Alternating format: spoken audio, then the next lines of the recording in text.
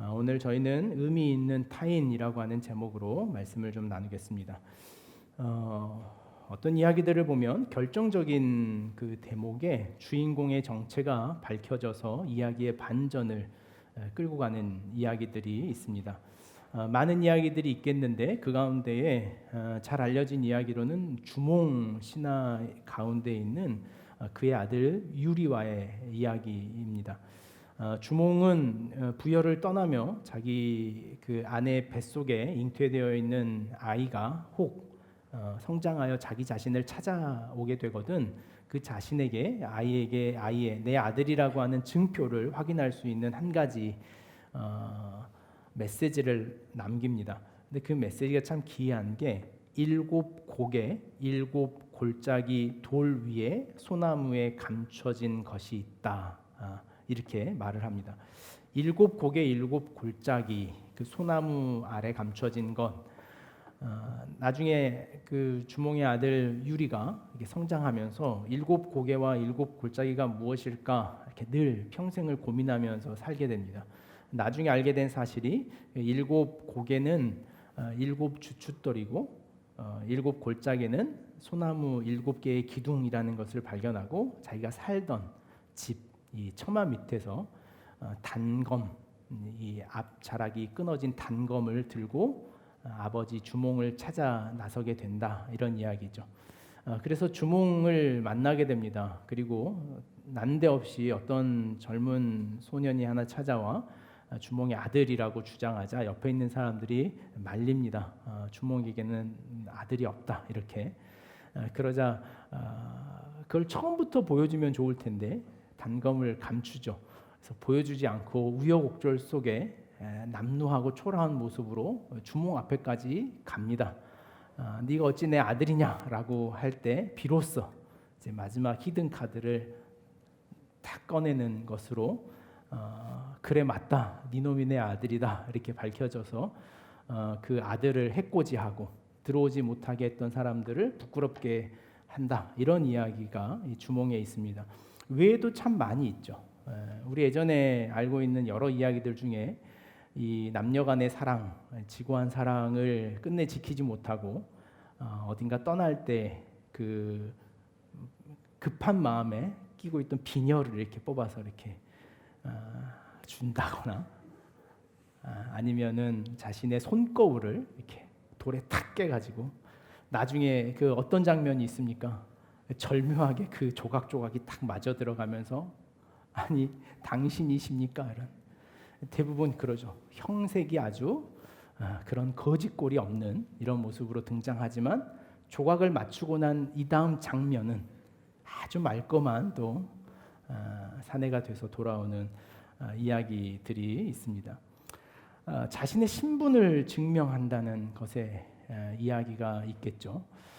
궤도 루팡이라고 하는 우리가 잘 알려진 이 근대 어떤 추리 소설은 이 신분, 감춰진 신분에 대한 이야기, 많은 영화의 소재이기도 합니다. 그 자신의 감춰진 신분을 찾아가는 일, 자신의 신분을 어떻게 증명할 것인가, 이런 이야기죠. 오늘 우리의 삶에 있어서 그만큼 자신의 신분을 증명하는 증표가 무엇일까라고 하는 질문이 있습니다. 최근에 여러분의 신분을 증명하는 가장 좋은 도구는 아마 여러분들이 오늘도 들고 있는 휴대전화가 아닐까 싶습니다. 대부분 요즘에 어떤 그 범죄나 어떤 사건이 생기면 대부분 먼저 조사하는 게 이 휴대전화지요. 그래서 누구와 통화했는지, 어떤 검색어들을 검색해 왔는지, 또 SNS나 이런 곳에 어떤 이야기들을 남겼는지, 그것이 자신의 신분이고 그 사람의 취향입니다. 페이스북 같은 데에서는 이 알고리즘을 연결해서 자신이 지향하는 정치적 지향점이나 또 구매하려고 하는 것들을 정보로 알려주죠. 뭐 놀랄 일도 아닙니다만은 어떤 그 쇼핑 사이트에서 뭘 하나 사겠다라고 검색을 하면 이내 페이스북 같은 곳에 너 이걸 찾고 있었지? 이렇게 우리에게 정보를 제공해 주는 건 무서운 일이기도 합니다. 여러분들은 어떤지 모르겠지만 자신의 신원을 확인해야 한다는 것, 그것이 과거에는 어떤 기억에 의존해서 자신의 신원과 신분을 확인하는 것이 대부분이었다면, 그것이 어떤 더 높은 차원에 있어서의 자기 신분의 확인으로 갈 때에는 자기 신체의 부분을 가지고 자신을 증명해야 되는 일들, 이런 것들이 자기 자신입니다. 아이덴티티라고 하는 이 정체성이라고 하는 개념이 이렇게 두 가지를 포함하고 있죠. 하나는 어떤 우리가 가지고 있는 여성과 남성, 아니면 키가 몇이다, 몸무게가 어떻게 됐다, 출신 학교가 어디다라고 하는 이 정체와, 그러나 또 그것을 약간 철학적 개념에서 그런 정체성의 문제, 키나 연령이나 어떤 출신 성분을 묻지 않고 그가 가지고 있는 의식과 사고의 체질을 묻는 이 두 가지, 정체와 정체성이라고 하는 것이 최근 우리가 가지고 있는 신분에 대한, 자기 신원에 대한 이야기일 것입니다. 우리는 지난 주일 이 자기 신원과 신분을 확인해야 하는 사회적 요구가 하고 하지 않아도 되고라고 하는 어떤 자유의 선택이 아니라, 현대 사회는 누구나 모두 이 신원을 확인해야 하는 어떤 현대적 의무, 또 도덕적 책임을 가지고 살아가는 시대를 살아간다. 우리 이런 이야기를 나눴습니다. 과거에 자기네 신분과 신원을 확인하던 일들이 최근에는 역시 이 시대도 자신의 어떤 신체 조직과 또 신체적 특징을 통하여 신분을 확인하는 일들이 생겼습니다. 쉽게 우리는 내가 가지고 있는 휴대전화가 내 거라고 하는 신분 확인을 이 휴대전화에 해줘야만 내 것이 될 수 있습니다. 자기 신분을 휴대전화 안에서 기존에 처음에 확인할 때는 패턴이라고 하는 기억을 의존했습니다. 그래서 내가 그 패턴을 기억해야 하고 비밀번호를 기억해야만 자신이라고 하는 신분과 신원의 확인이 있었던 것이, 이제는 어떻게 되었습니까? 지문 인식이나 안면 인식, 홍채 인식 같은 것으로 자신의 신분과 신원을 확인하는 쯤에 있죠. 과거에 이 패턴을 잃어버린 경우에도 그 패턴을 찾기 위해서 자신의 잃어버린 비밀번호를 다시 찾는 일이 역시 기억에 의존하는 것이었습니다. 근데 그게 기억이 안 날 때 여러분 경험 있으십니까? 저는 제가 잘 사용하는 애플 비밀번호를 한번 잃어버리면 그걸 찾아 들어가는 일이 더 복잡하고 힘들어요. 제가 질문에 중학교 때 가장 존경했던 선생님을 어떻게 항목을 넣었나 봐요. 근데 그때 순간 기억나는 이름을 넣었는데 아니라는 거예요, 그 선생님. 내 기억은 그 선생님이라는데 그 기억된 기억은 그게 아니라는 거예요. 누가 옳은 건가?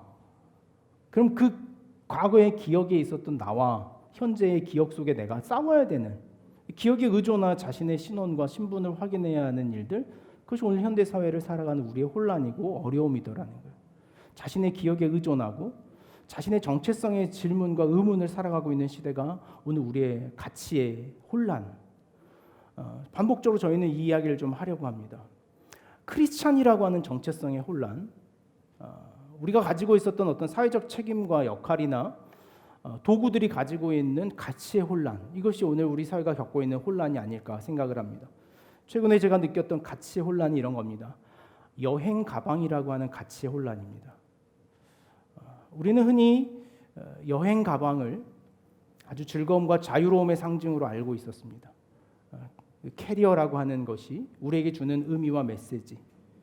그러나 얼마 전 우리 사회가 겪은 한 사건을 통하여 여행 가방은 매우 두려운 것, 무서운 것이 되어버린 것이 사실입니다. 저는 여행 가방이 그렇게 무서운 건지 몰랐습니다. 여행 가방이 그렇게 공포스러운 것인 줄 몰랐습니다. 오늘 우리 현대 사회, 세계가 겪고 있는 또 한 가지 어려움은 피부색이 그토록 고통스럽다는 것을 다시 알게 됩니다. 피부색에 가치가 있었던가? 물론 우리가 그런 사회를 살고 나도 그런 가치 기준으로 살고 있었지만, 과연 그 색의 가치를 누가 부여하고 누가 그 색의 가치로 힘과 위력을 하고 있는 것인가? 과연 우리의 정체는 뭔가? 엄마라고 하는 정체는 대체 뭘까?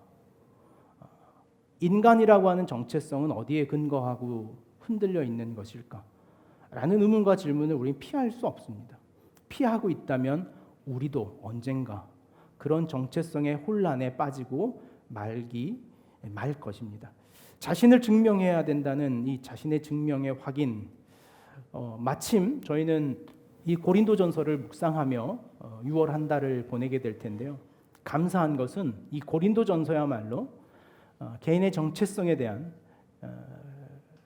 예수 믿는다는 것에 대한 자신의 정체성의 싸움을 하는 아주 인간적이고 아주 우리가 이해할 만한 이야기들의 아주 많은 현장들이 이 고린도전서 안에 기록되어 있다는 장점이 있습니다. 그러므로 앞서 6월 한 달간 여러분들이 자기 정체성의 고민 앞에 놓여 있다면 이 고린도전서 말씀을 그 어느 때보다 더 깊이 묵상함으로 그 자신의 정체성과 그리고 자신의 정체성이 무엇인지를 다시 한번 확인하고 재정립할 수 있는 은혜가 있기 원합니다. 오늘 고린도전서 3장 말씀으로 한번 돌아가면 여기에도 역시 중요한 정체성의 질문 하나가 등장합니다.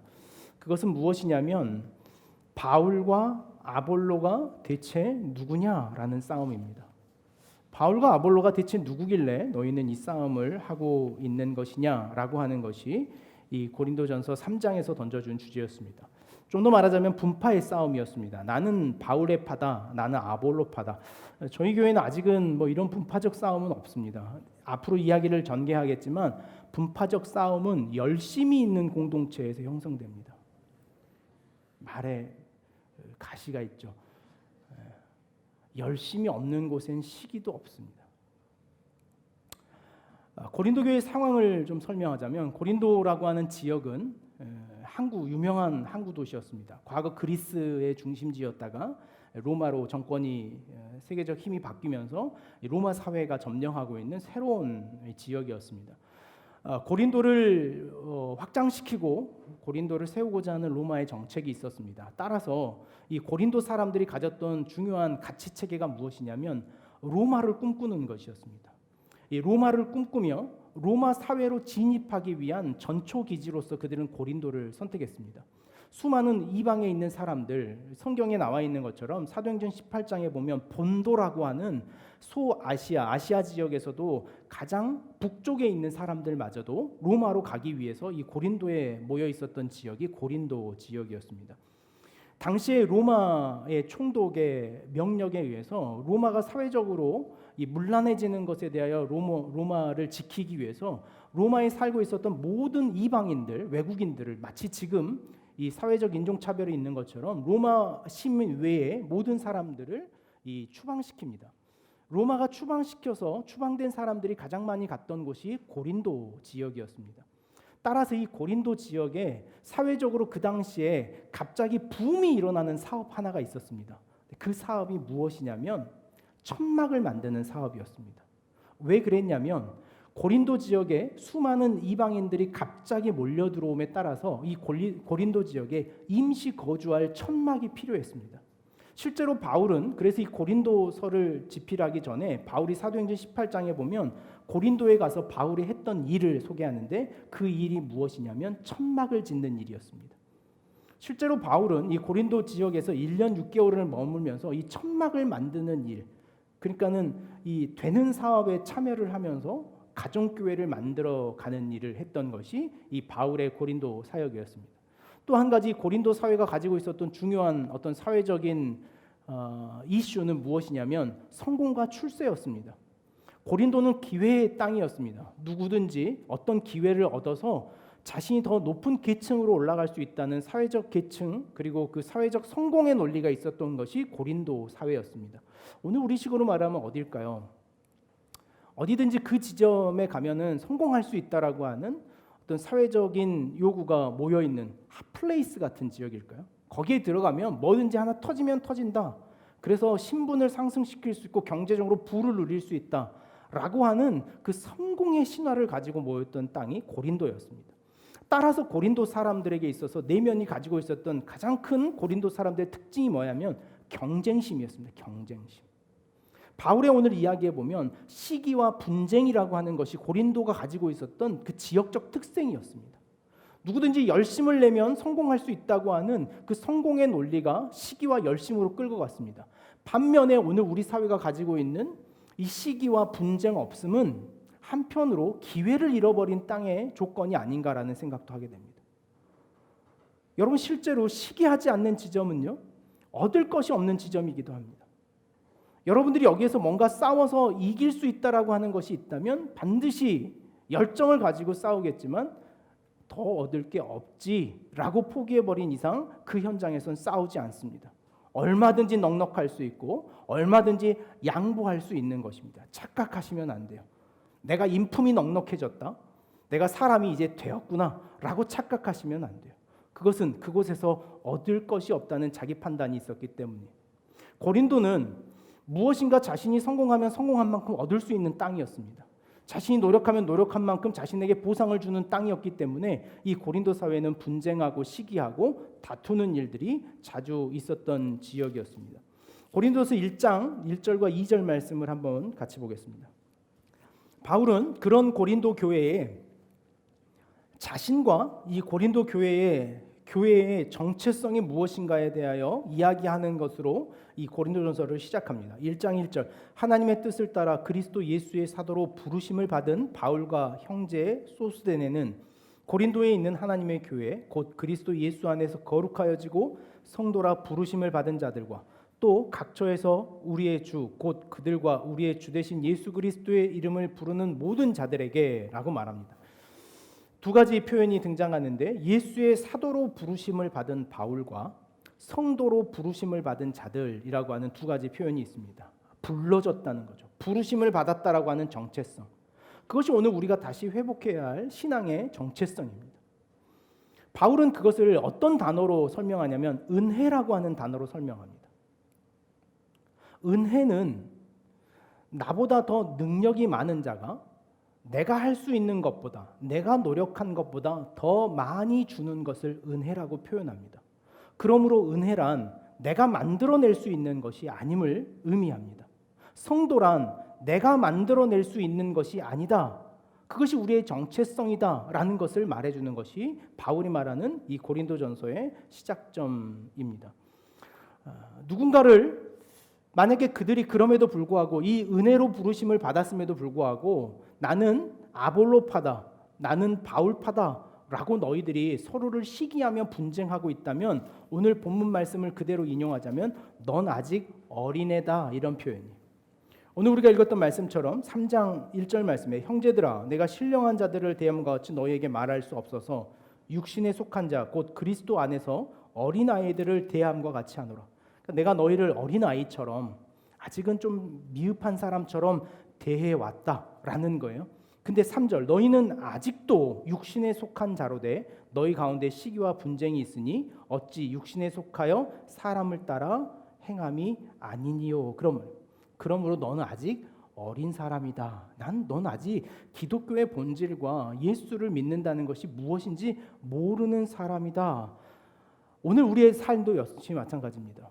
자신의 정체성을 타인과 비교하여 확인하는 것을 바울은 아직은 어려서 그런다라고 말하는 거예요. 자신의 정체성을 타인과 비교하여 인정받으려고 하는 것, 자신 스스로 증명할 수 없고 그것을 무엇과 비교하고 대조하여 자기 자신을 확신하고 확립해가는 사람들의 모습을 오늘 바울은 아직은 어려서 그런다라는 거예요. 오늘 우리의 어린 아이와 같은 모습이 여기 있죠. 타인과 비교해야만 자기 자신을 확인할 수 있는 것, 어떤 그레이드 안에 놓고 어떤 성적과 어떤 순차 안에서만 자신을 확인할 수 있는 것, 그것이 마치 자신의 정체성인 것처럼 확인하고 있다면 바울이 말하는 것은 아직 우리는 어린 아이와 같은 것이다 라고 말합니다. 그러면서 바울은 이 이야기를 이렇게 끌고 갑니다. 6절 말씀에 나는 심었고 아볼로는 물을 주었으되 오직 하나님께서 자라게 하셨나니, 이것은 요한복음 15장에 있는 예수님의 가르침을 생각나게 합니다. 아버지는 농부시오. 예수님조차도 자신이 기르게 하는 것이 아니라 그 정체성이라고 하는 것이 궁극적으로 가져가야 될 우리의 마침내의 질문은 하나님이 우리를 지으시는 농부라는 정체성과 만나야 되더라는 것을 알려주는 거예요. 무엇이 어린아이인지, 자기 자신을 타인과 비교하여 서는 것이 아니라 내가 하나님 앞에서 어떤 존재인지를 아는 것, 그것이 성숙한 정체성이라는 것을 바울은 이 말씀 속에 이야기해주고 있는 거죠. 한국 교회의 정체성이 무엇인가에 대한 논의가 끊임없이 이루어지고 있습니다.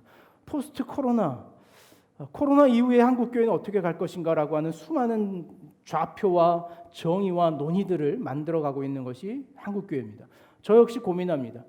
기억하는 교회가 이 코로나 이후로 우리는 어떤 목회를 해야 할까?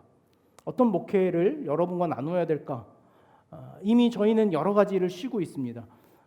밥도 안 먹고 있고 리더들도 임명식도 안 한 채 6월을 맞이하고 말았습니다. 어떤 공식적인 일들을 다 멈추고 있는 상태에 연일 문자는 옵니다. 뭐라고 문자가 오냐면 소모임을 자제하십시오. 그리고 2m 이상 떨어져서 생활 속 거리 두기를 하십시오. 모이기는 모이되 노래는 하지 마십시오. 이런, 그러니까 짜장은 시키되 먹지는 마십시오. 이런 것 같은 거예요. 저한테는, 제 입장에서는. 그럼 차라리 가지를 말아야지. 차라리 못 모이게 하면 더 낫겠다. 근데 불러놓고 노래도 하지 말라 그러면 그럼 우리는 뭐 할까? 이런 생각이 드는 거예요. 그런 시점에 한 자료가 있어서 여러분에게 좀 소개합니다. PPT 한번 띄워주시겠어요? 코로나로 인해 자신이 느끼는 어떤 신앙에 대해서 무엇이 아쉬웠다, 또 무엇이 문제로 느껴진다라고 하는 것에 대해 예와 아니요라고 이렇게 답하라는 질문이었습니다. 제가 지난주 목요일 날 수치로 보는 코로나 이후의 한국교회라고 하는 세미나에 참석하면서 아주 재미있게 본 자료인데요. 첫 번째 질문이 그렇습니다. 평일과 구별되는 거룩함이 없었다. 거기에 대해서 예, 아니요. 응답자 수의 8.9%가 자신 거기에 크게 영향받지 않았다라고 하는 평가를 내렸습니다. 두 번째, 예배드리는 긴장감이 점차 사라지고 해이해졌다. 그렇습니까? 아닙니까? 라고 했더니 응답자의 51%가 그랬다. 네, 좀 해이해지고 있다.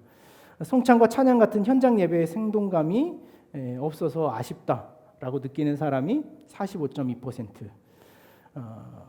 교제와 나눔이 없어 혼자 있다는 생각이 들었다라는 게 46.5%예요.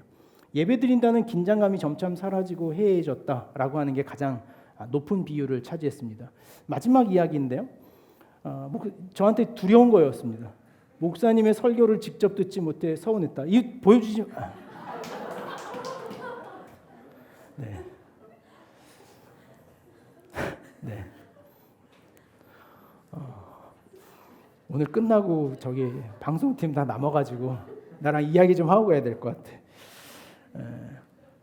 충격이었습니다. 설교를 듣지 못해 서운했다. 3.2%. 물론 이제 이게 모든 교회를 대변하고 있다라고 보지는 말자 이렇게 스스로 생각을 많이 합니다. 교회라고 하는 것에 대한 그 의미와 본질적인 정체성이 뭘까? 우리는 교회를 어떻게 생각하고 있었는가를 보여준다는 생각이 들어요. 교회를 자신의 예배적인 행위를 하는 곳, 그리고 많은 부분이 교제와 나눔의 현장으로 마찬가지입니다. 목사님의 설교를 듣지 못했다는 것도 한국 교회가 목회적 리더십이 얼마나 약해졌는가를 보여주는 것일 텐데, 저는 이 이야기를 들으며 그 열변을 하시는 강사분께 이런 질문을 좀 하고 싶었습니다. 왜 우리가 교회의 본질을 판단하는데 이런 질문들을 던져야 했을까라는 거예요. 왜 우리는 이 문제만 여전히 붙잡고 있어야 될까? 더 중요한 교회의 본질적인 문제, 정말 우리가 예수 그리스도에 대하여 오늘 우리 시대가 어떻게 기억하고 있고 십자가를 흔적으로 살아가는 삶은 무엇일까라고 하는, 왜 이런 자료와 질문들은 우리에게 사라져 버렸을까라는 의문이 들어서 질문하고 싶은 마음이 굉장히 간절했습니다. 오늘 우리에게 교회란 이런 현상이라는 거예요. 이런 현상을 하는 곳. 그것이 교회의 정체성으로 끝나버린다면 우리는 그럼 이제 뭘 더 할 수 있을까? 교제를 좀 더 늘리는 일들, 설교는 좀 더 줄이고, 그리고 예배적 어떤 행위를 했다는 것에 대한 어떻게 할까요? 스탬프를 찍어주는 일이 더 확인이 될까요? 아니면 인증하는 QR 코드를 만들어서 이렇게 해야 될지. 오늘 우리의 교회의 신앙과 정체성이 무엇인가? 과연 우리는 무엇으로 그리스도인이라고 하는 자기 신원을 증명하고 확인할 수 있을까라고 하는 것이죠. 다시 본문으로 돌아가면 바울은 그 당시에 교회가 가지고 있었던 문제를 이렇게 말합니다. 그들이 분쟁하고 있는 이유는 성숙하지 못함이다라는 거죠. 오늘 우리는 기억하는 교회는 어떤 분쟁의 요인이 직접적으로 드러나 있지는 않습니다. 어쩌면 한편으로는 저는 반대의 마음으로 오늘 바울 같은 마음, 내가 너희를 젖으로 먹이고 밥으로 아니하였느니 이는 너희가 감당하지 못하였음이거니와 지금도 못하리라. 지금도 못하다라는 이 마음에 제 마음은 오히려 그런 분쟁과 열심이 일어났으면 하는 마음이 있는 것이 기억하는 교회를 바라보는 목회자로서의 제 마음입니다. 성숙하지 못했다라고 바울이 말하는 이 3장 3절 말씀에 보면 너희는 아직도 육신에 속한 자로다. 너희 가운데 시기와 분쟁이 있으니 라고 말합니다. 여기에 등장하는 시기라고 하는 단어는 헬라어 젤로스라고 하는 단어인데 이 젤로스라고 하는 단어는 물을 끓인다라고 하는 의미를 갖습니다. 물이 끓어오른다. 그러니까 열이 받았다라는 거예요. 시기한다는 것은 뭔가 열받은 상태, 뜨거운 상태다라는 거예요. 원래 이 제오라고 하는 원어에서 파생된 단어입니다. 이 제오라고 하는 단어는 열정이 뜨겁다라고 하는 의미에서 더 많은 구문에서는 열정과 열심이라고 하는 단어로 번역됩니다. 이 열심과 열정이라고 하는 단어를 좀 더 구체적으로 찾아보면 갈라디아서 1장 14절 말씀에 바울 자신이 이렇게 말합니다. 내가 내 동족 중 여러 연갑자보다 유대교를 지나치게 믿어 내 조상의 전통에 대하여 더욱 열심이 있었으나 열심이 있었다는 표현을 이 시기라고 하는 단어, 이 젤로스라고 하는 단어를 그대로 사용합니다. 빌립보서 3장 6절에서 보면 열심으로는 교회를 박해하고 율법의 의로는 흠이 없는 자라라고 하는 이 열심 역시 시기라고 하는 단어를 사용합니다. 구약의 하나님도 이와 동일한 단어를 사용합니다. 어떤 단어냐면 하나님은 스스로 자신을 증명하실 때 이렇게 표현하신 바가 있습니다. 이스라엘에 대하여 나는 질투하는 하나님이다라는 표현을 할 때 이 질투라고 하는 단어가 같은 의미를 갖습니다. 난 너희에게 끓어오르는 사랑이 있는 하나님이다. 난 너희를 포기할 수 없다. 난 너희를 다른 민족에게 내어줄 수 없다. 난 너를 세상에 포기할 수 없다. 내가 너를 결단코 지킬 것이다. 이것이 하나님의 열심이고 세상을 향하여 그것을 질투하는 하나님, 시기하는 하나님이라고 표현했던 구약의 단어였습니다. 어쩌면 열정과 시기라고 하는 것은요, 동전의 양면과 같은 것입니다. 그러나 이 동전의 양면을 미흡하게 사용하는 것의 문제를 바울은 말하고 그게 어린아이라는 거예요. 그것이 잘못됐다는 것이 아니라 그것을 적절하게 사용하지 못하고 그것을 적절하게 자기가 절제하지 못하고 있는 문제를 바울은 말하고 있는 거예요. 열정이 사라져버린 우리의 신앙. 누구에게도 열심히 있는 모습을 찾아볼 수 없는 신앙이 되어버린 건 아닌가. 오늘 그것이 자신의 정체성에 스스로 그리스도인이라고 하는 자기 정체성을 잃어버린 우리의 모습은 아닌가라는 생각을 갖는 거예요. 내 안에 누구도 시기할 만한 게 없습니다. 오늘 저희 기억하는 교회 안에서 누가 누군가를 좀 따라갈 만한 표본이 만들어지기를 바라는 마음이 늘 있습니다. 누군가의 신앙을 좀 따라가고 우리 순장으로 세워진 지체들에게는 그 순장이라고 하는 것이 신앙적으로 무엇을 이야기하는 것인지 그들이 어떻게 살아가는 것이 맞는지를 보여주는 것. 2층에서 우리 예배하고 있는 이 가정을 가진 지체들도 어떻게 가정을 살아가는 것이 올바른 것인지에 대한 어떤 자기 좌표를 만들어낼 수 있는 사람. 오늘 우리 안에 이런 신앙을 만들어낼 수 있는 신앙의 현장, 열정을 가진 현장이 어디에 있는가 고민하게 되는 것이죠. 갈라디아서 6장 말씀을 한번 갈까요? 고린도 전 후서 바로 뒤에 있는 갈라디아서 6장입니다. 갈라디아서 6장 1절로 5절.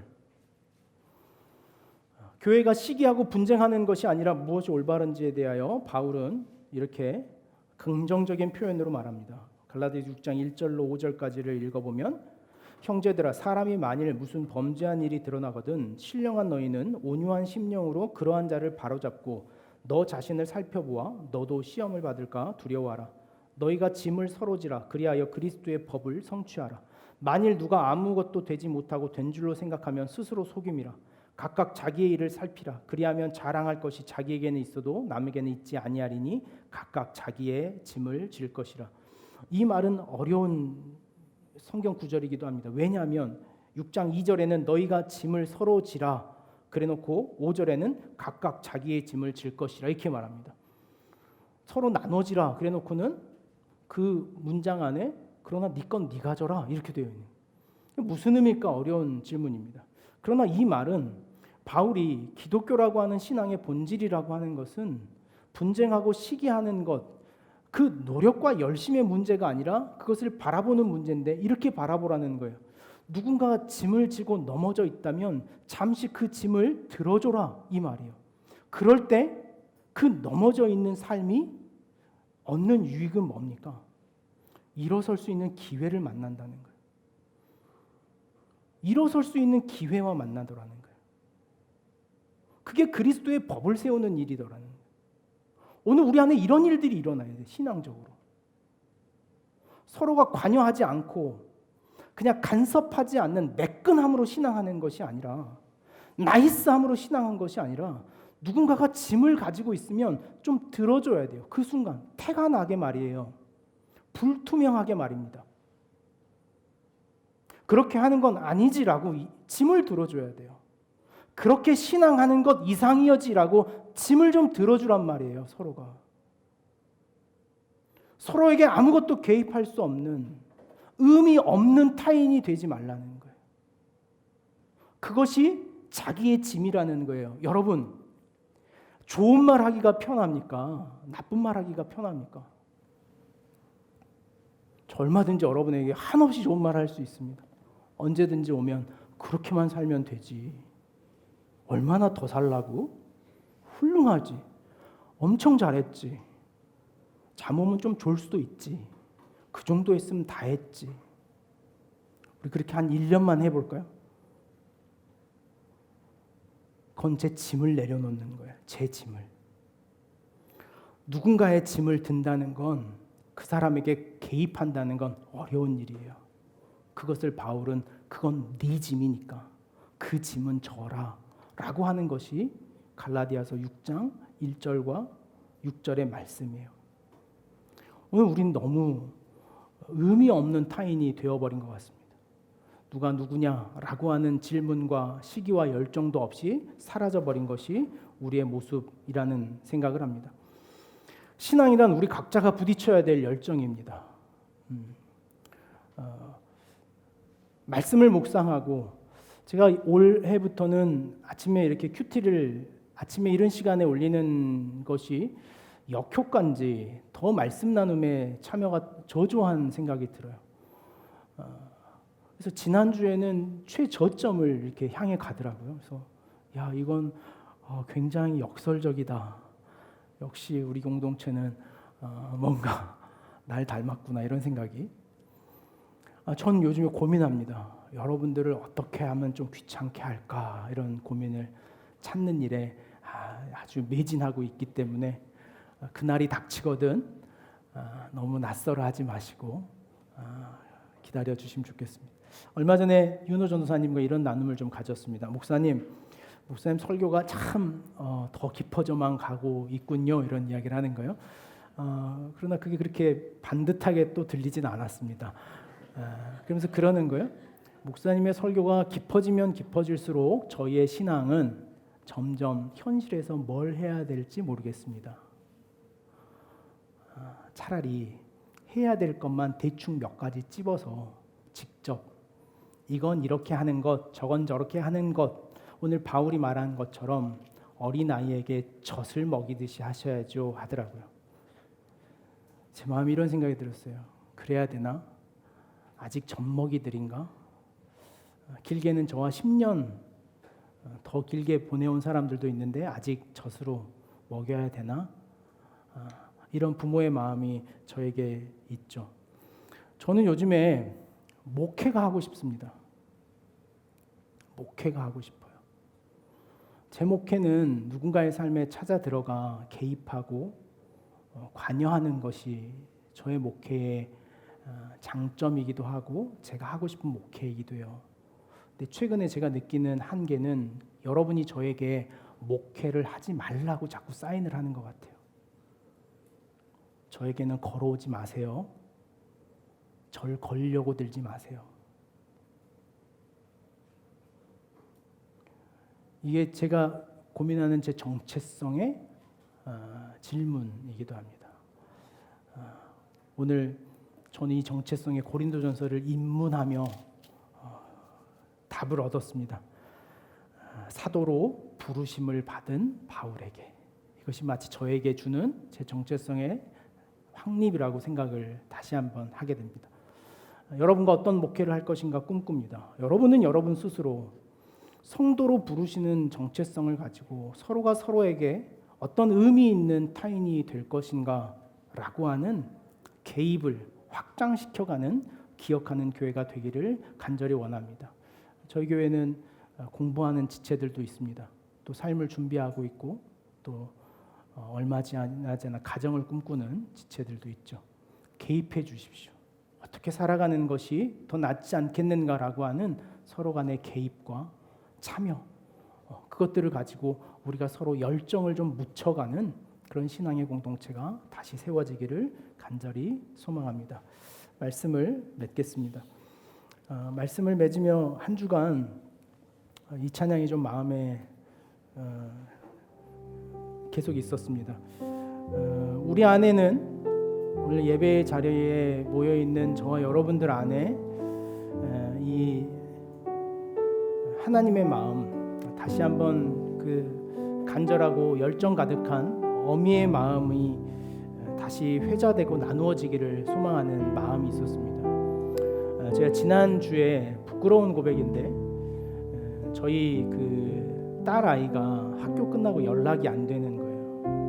그래서 그 저에게 전화가 한번 걸려왔었는데 그 전화를 제가 못 받았었는데, 그리고는 애가 이제 첫 등교한 수요일이었는데 4시 넘도록 연락이 안 되는 거예요. 집에서 전화가 왔어요. 안 들어온다고 애가. 그래서 뭐 생각할 게 있습니까? 그냥 뛰쳐나가서 온 동네를 몇 바퀴를 뒤졌는데 애가 없는 거예요. 전화를 아무리 해도 받지도 않고 애도 없어지고. 근데 제가 제 기억 속에 그 아이를 3살 때 신세계백화점 지하에서 한 1분 정도 그 잃어버린 기억이 있거든요. 근데 그 기억이 제 마음속에 막 있는 거예요. 그렇게 찾아서 온 동네를 뒤지고 보이는 애들한테 너 좋아하니? 너 말해버리고 말았는데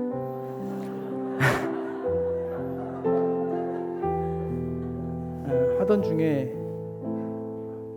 막 정신이 나갈 것 같다는 생각이 들었어요. 이 아이와 내가 못 만나면 어떻게 되지? 그래서 그 아이를 막 하다가 아이파크에 가서 놀고 있는 거예요. 아이를 잡아왔습니다. 그래서 집에 와가지고 얼마나 호되게, 제가 처음으로 그 아이를 그렇게 호되게 혼내본 것 같아요. 그럼 제가 한마디 하면서 저도 울컥했는데, 너 나랑 떨어지면 이제 어떻게 할 거야? 너랑 나랑 이제 못 만나면 어떻게 될 거야? 그리고 난리를 치고 와서 수요일날 예배를 제가 드리는데 마음이 잡히겠어요? 쉽지 않았어요. 그러면서 그 묵상이 오늘까지도 연결되는데 하나님이 우리를 향한 그 마음이겠다는 생각이 들어요. 놓치지 않겠다는 마음이 있어요.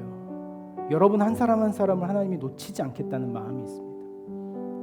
그리고 그것이 우리 교회의 목회의 마음이고 신앙의 마음이기를 간절히 소망하는 마음이 있어요. 여러분을 놓치고 싶지 않습니다. 여기 앉아있는 여러분들을 그리스도인으로 세우는 일에 놓치고 싶지 않습니다.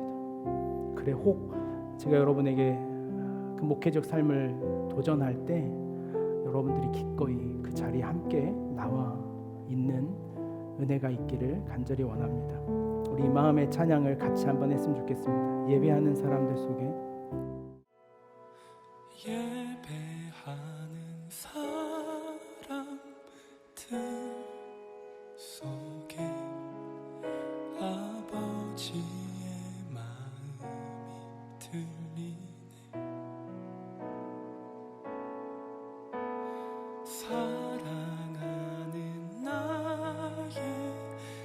자녀들에게 나눠주라고 하시네.